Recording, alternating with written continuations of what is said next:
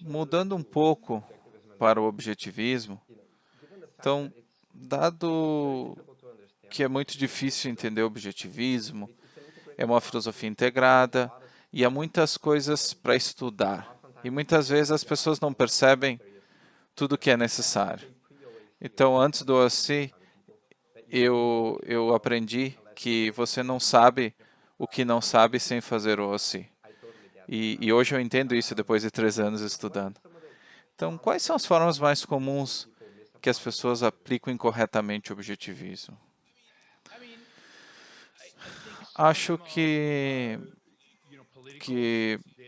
por exemplo, do lado político, eles costumam entender que o objetivismo é algum tipo de conservadorismo. As pessoas pensam em dualidades, né? Direita e esquerda, então, se o objetivismo não é de esquerda, ele é claramente de direita. Mas quando vocês dizem que não é, eles não sabem o que acontece, né? Eles ficam confusos por causa desses dualismos. Então, esse é um problema. Então, certamente na política, você vê muitas pessoas confusas, tentando se alinhar com um conjunto de ideias que não é objetivismo. Na ética, creio que eles têm uma versão superficial de autointeresse. Eles sabem que não é roubar, mas eles não fazem o suficiente para integrar essas ideias. Então, eles escorregam um pouco e não integram isso. E não vivem uma vida integrada. Um dos desafios é que vivemos em um mundo em que as visões dominantes, as filosofias dominantes, não são integradas, elas são desintegradas e fortalecem esse ponto, essa desintegração. Então, é muito difícil que as pessoas entenderem que elas precisam estudar. Muitos acham que a ética é uma coisa que vem normal, surge, que é só decorar as virtudes e pronto. Mas isso exige uma integração constante. Então, na essência de tudo isso está uma epistemologia, que é difícil. E essa é uma razão porque as pessoas se confundem na política e na ética.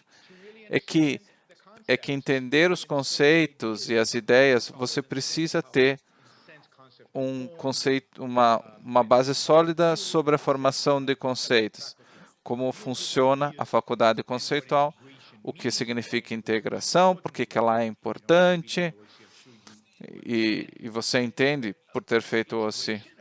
Mas quem fala em integração no mundo hoje, a não ser objetivistas?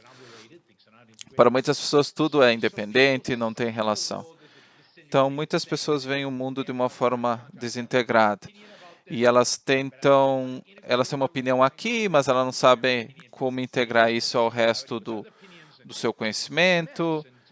Então, é uma bagunça cognitiva que existe muita confusão cognitiva com relação à aplicação do objetivismo.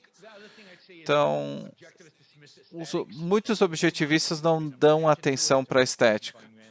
E para Rand era crucial, era um ramo importante da filosofia, para ter uma vida boa, para viver a boa vida. Então, acho que essas são as principais confusões e desafios. Como aplicar essas ideias em sua vida cotidiana, pensar nelas da forma apropriada, pensar em conceitos abstratos. O Peikoff, por exemplo, falou que muitos objetivistas tendem a ser racionalistas, a ter o objetivismo como uma abstração flutuante e não como aplicável aos concretos, à realidade. E por causa disso, é muito difícil aplicar. Então muitas pessoas são empiricistas e todo mundo só vê o concreto e não sabe conectar a realidade, o concreto ao abstrato. Então, o desafio é pensar, basicamente. Pensar da forma adequada. e isso exige estudo. E Rand tem um livro que eu acho que não está em português, que é a Introdução à Epistemologia Objetivista. E esse livro é o coração do objetivismo, é o centro.